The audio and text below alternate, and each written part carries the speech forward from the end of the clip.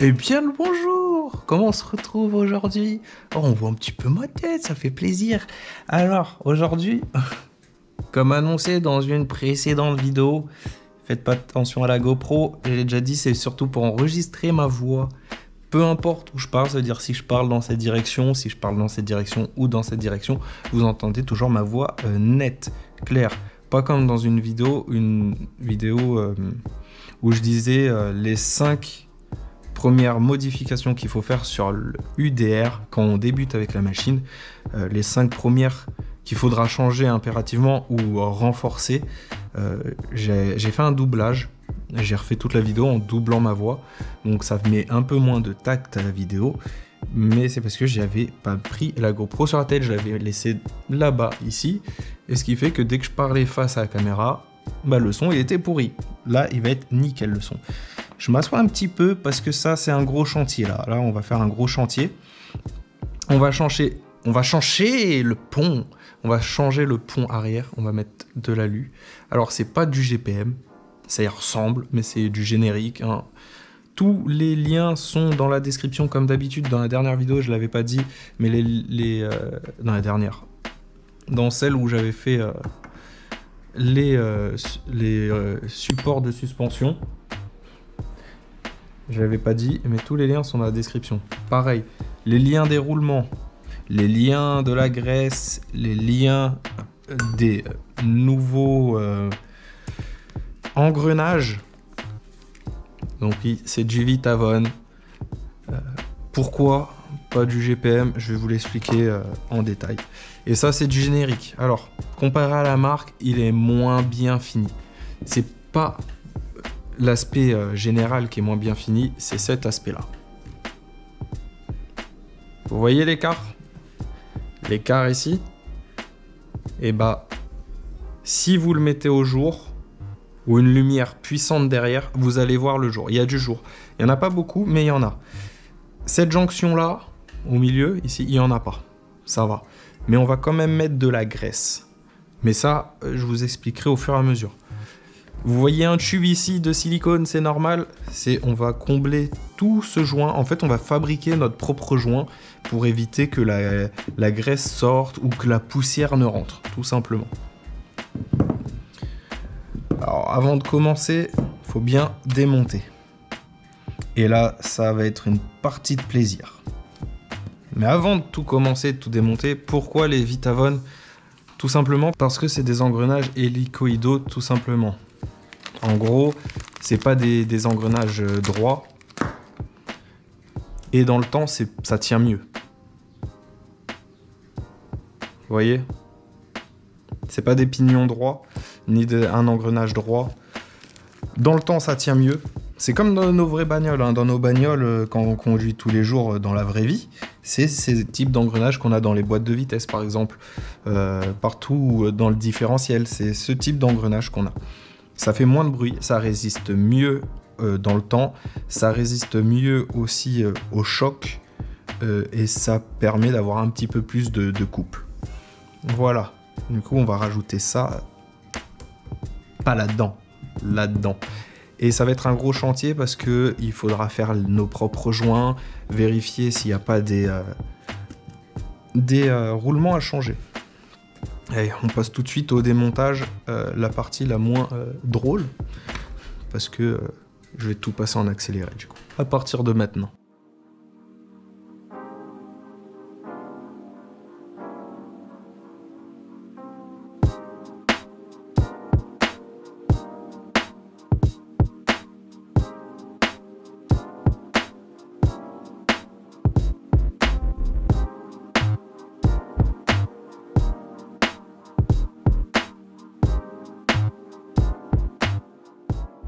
Ok, ça y est, il y a tout qui est déconnecté. On a notre pont. Pouah, la légèreté de l'engin, quoi. Alors, avec toutes les pièces dedans, il est plus léger que l'alu. Voyons voir.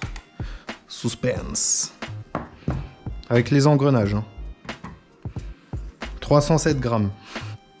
Là, il y a les vis. Mais bon, c'est pas ça qui va changer grand chose. Ok, on est à 307 grammes, on passe à 358 grammes. Bon, il y a les vis, comme je disais, mais c'est pas les vis qui vont changer quelque chose.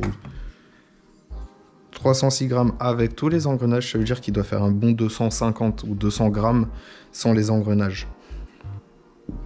Il doit faire 200 grammes. Il y a 100 grammes d'engrenage. Donc là, on va passer de 356 à au moins... on peut augmenter. Deuxième opération, le démontage de ceci. Pour nettoyer tout ça, parce que dedans, ça va être ça doit être l'anarchie. Un petit chiffon, bien évidemment. Et let's go, c'est parti. Pareil, petit accéléré, et il y a toutes ces vis à enlever là. Et puis c'est tout.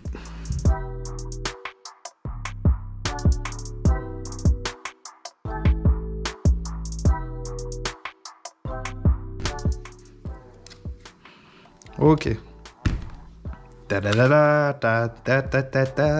toute cette graisse.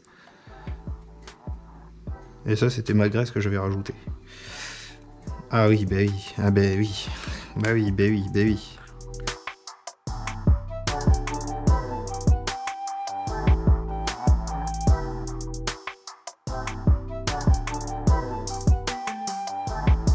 Et tac, voilà.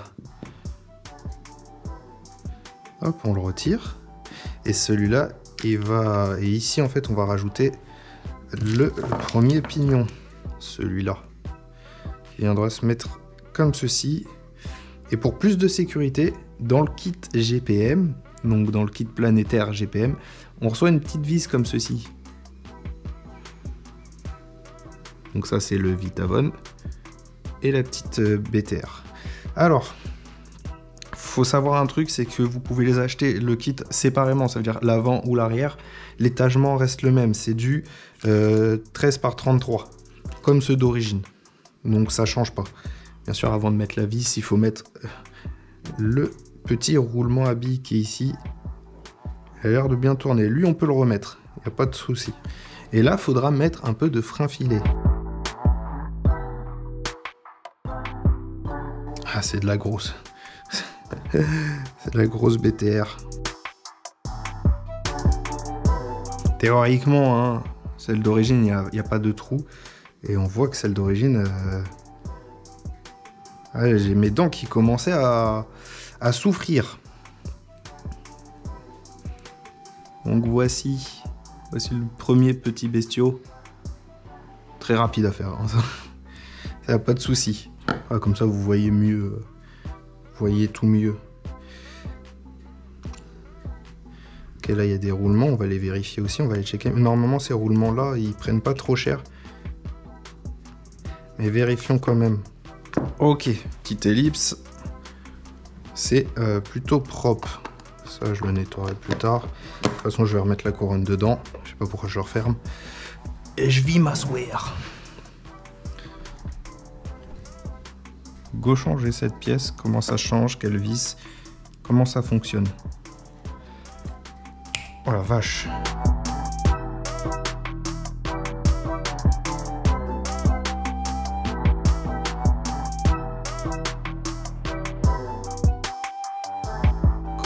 Comment qu'on change tout ça? Je rappelle, c'est la première fois que je change ça. Hein. Par contre, celle-là, la couronne, franchement, comparé au pignon d'attaque, parce que le pignon d'attaque, il a vraiment souffert, la couronne elle est plutôt bien entretenue. Ça, on met juste comme ça. Ensuite, il n'y a plus qu'à mettre cette pièce-là comme ceci. Tout simplement, et venir revisser tout ça. On va mettre un coup de visseuse pour aller plus vite, et le reste à la main.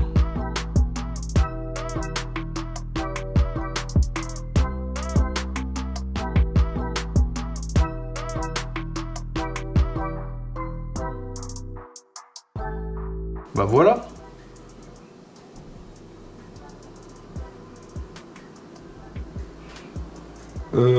Les roulements à billes qui sont nickel.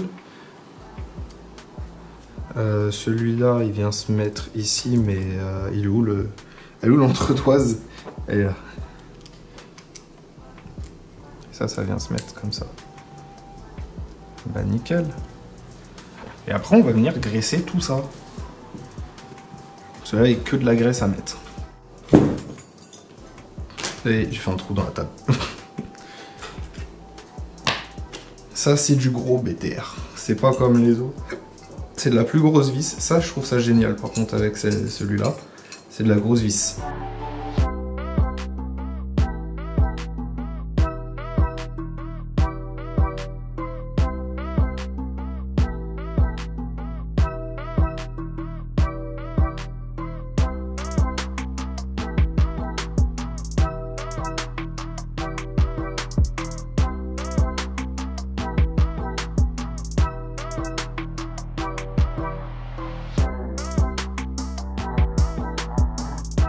Ok, ça y est, c'est démonté. Et on peut voir, c'est toutes les mêmes vis, ça c'est cool. Alors, il y a un point négatif et un point positif sur ces pièces-là. Le point positif, c'est que c'est de l'alu. C'est utile parce que la chaleur qui va être emmagasinée là-dedans va mieux se dissiper. On peut voir aussi qu'il y a un petit trait là où j'ai... Voilà, tout le long, là, ici. En fait, pour mettre la pièce en plastique, ça s'emboîte bien, il n'y a pas de fuite d'air. Là, sur les autres pièces comme ceci, quand la mise au point voudra, allez, vous voyez, c'est que du plat. Donc c'est là qu'on va mettre le mastic. Point négatif, c'est comment qu'on sait dans quel sens on met notre roulement. Ça, il ne faut pas le mettre dans n'importe quel sens. Hein. Et ben on va se fier à l'ancien pont, tout simplement. On va les mettre tous les deux pareils. Et là on voit qu'à gauche il y a un dray trompeur. Donc ici, c'est-à-dire que cette pièce-là va se mettre dans ce sens et non dans ce sens. Il ne faut pas la mettre dans ce sens. Donc faites vraiment attention quand vous remontez votre pièce. On va commencer par mettre ça. Attention, il y a un petit roulement. Est-ce que je l'ai laissé quelque part? Il est parti. Ah non, il est là le roulement. Est-ce que ça rentre tout seul ou pas? Ah, c'est le moment de vérité. Oui, on va éviter d'abîmer le roulement. Ouais, ça rentre tout seul, c'est nickel. Par contre, on va commencer à mettre justement les graisses. Et on va mettre de là pour commencer la marine.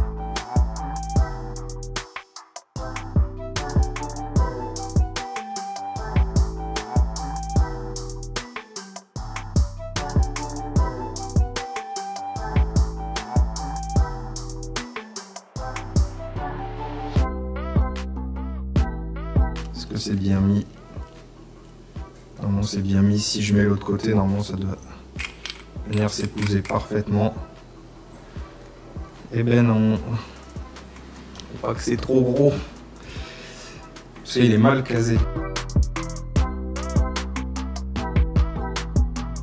Ok, bon, il y a eu un peu de changement. Après plusieurs, pour vous c'était juste une ellipse. Après plusieurs minutes de montage, démontage, montage, démontage, ces deux pièces en fait, il y avait un gros jour comme ceci. J'ai réglé ce jour. C'était très long. J'ai vissé une première fois les 4 vis, tout serré. Quand je tournais, ça craquait, c'était très dur. Il n'y avait pas de jeu.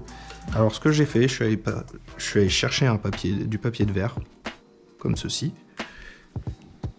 Et j'ai poncé à droite et à gauche jusqu'à trouver le bon ajustement. Donc maintenant, je peux serrer tout, ça bougera pas. Ce que je peux faire, par contre, c'est un peu plus dur pour les enlever, bah, c'est de mettre notre graisse marine un peu partout. Déjà, ça évite que la saleté rentre. Et ça lubrifie. Je vais en mettre là-bas au fond aussi. Juste histoire que ça bouche le trou.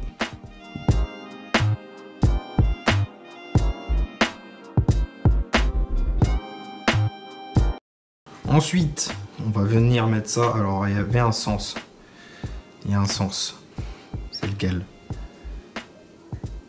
Ça, c'est la partie droite. Ça, c'est la partie gauche.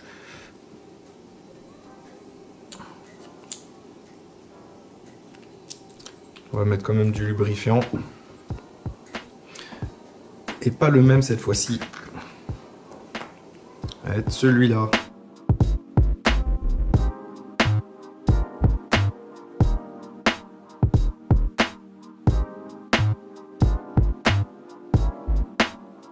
Petit roulement. Il se met là-dedans. Et là aussi, on va s'amuser un petit peu. Et là, on va mettre de la graisse marine partout. Quand je dis partout, ça va faire un joint en fait. Voilà, ça va éviter que l'eau pénètre, que le sable pénètre.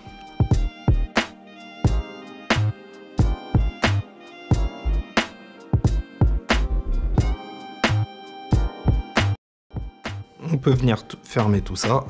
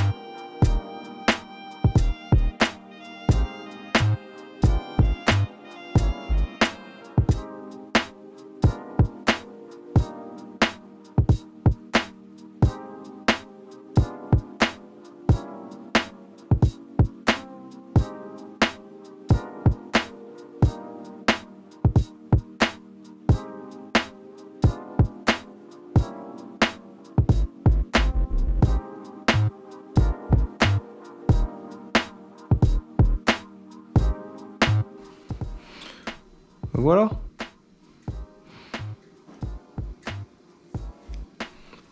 On va passer maintenant au remontage à l'ensemble.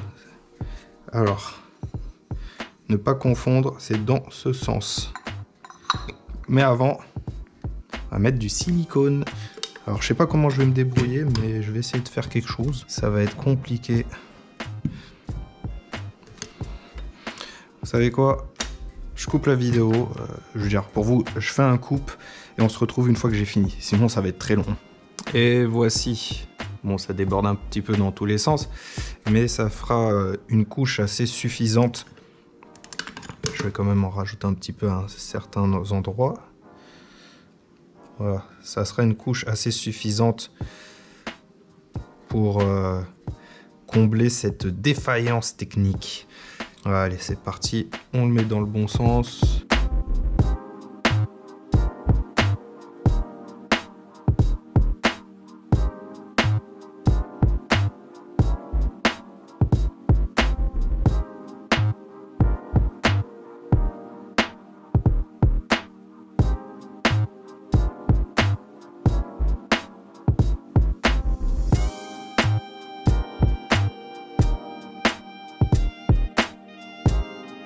Ah, ben, un gros bébé quand même. Hein. Maintenant, combien qu'il fait avec tout son équipement? 534 grammes. Compte je sais plus combien. Je vous le mets en petit avec tout ce qui est monté dedans.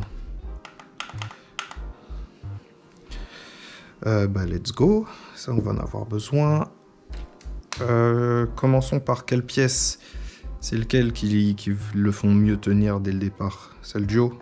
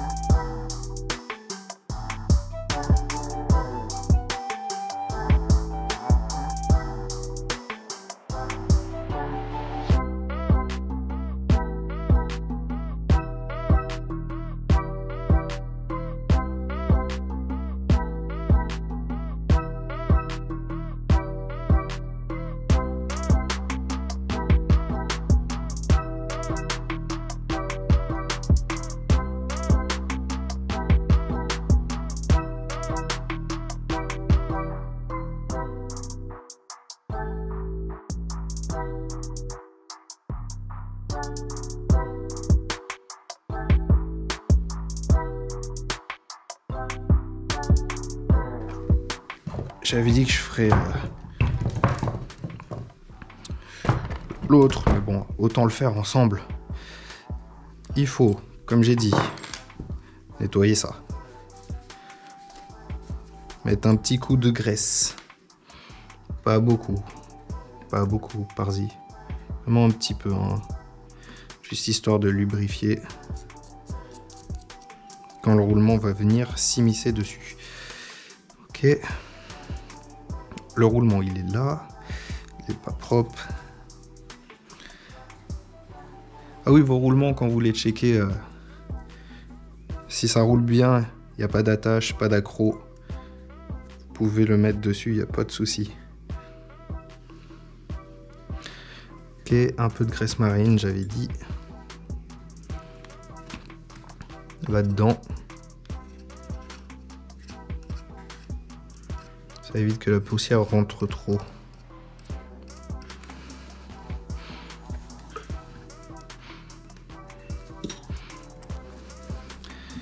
Ensuite, le roulement aussi, c'est bon, il est là.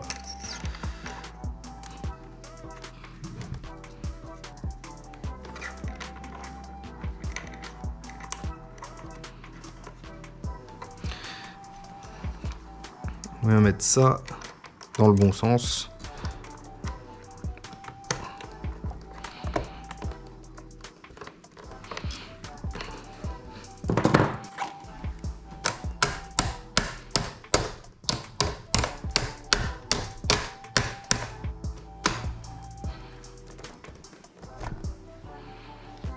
La petite tige en métal.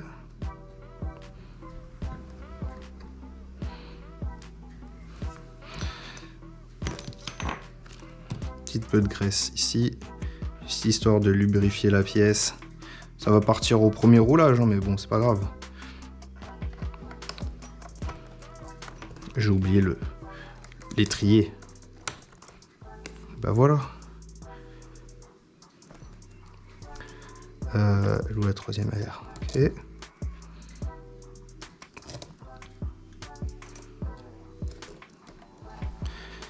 Ok. Et il n'y a plus qu'à tout serrer, essayer, attendre que bien sûr notre joint finisse de sécher. Parce qu'aller partir rouler tout de suite, vaut mieux attendre 24 heures. Je sais, c'est embêtant, mais bon. Au moins, vous êtes sûr qu'il sera bien sec. Que d'aller le faire fuiter dès le premier roulement, c'est un peu bête. Surtout si on va, même si c'est un joint salle de bain qui est fait pour résister à l'eau, voilà, faut mieux attendre. Ok, bah on est tout bon. Voyons voir le résultat. Bah ça claque, c'est beau. Bon, c'est sûr ça rajoute du poids, mais on devient un peu plus réaliste. Oh. Ok. C'était une longue vidéo, je vous l'accorde. Moi je vais aller ranger tout ce bordel. Je vais peaufiner les serrages, faire les petites vérifications et puis voilà. En tout cas, j'espère que cette vidéo, malgré qu'elle soit longue, vous a permis de découvrir l'envers du décor de certaines pièces génériques non de la marque, certains types aussi avec le mastic cuisine salle de bain, pour éviter d'avoir des surprises si on roule dans le sable, dans l'eau ou peu importe. Un petit pouce bleu, un petit commentaire, ça fait super plaisir un petit commentaire parce que là, ça c'est une grosse vidéo. Et moi c'est parti pour tout nettoyer, tout ranger. Voilà quoi. Des bisous à tous et on se retrouve très vite pour les 5 points, soit sur les pièces extrêmes, soit le montage des amortos que j'ai pas encore reçu sur d'autres pièces, quoi. Il y a encore tellement à faire dessus pour le rendre plus réaliste. Allez, des bisous, comme je vous l'ai dit, un petit abonnement, un petit like, un petit commentaire, ça fait toujours plaisir. Tchuss!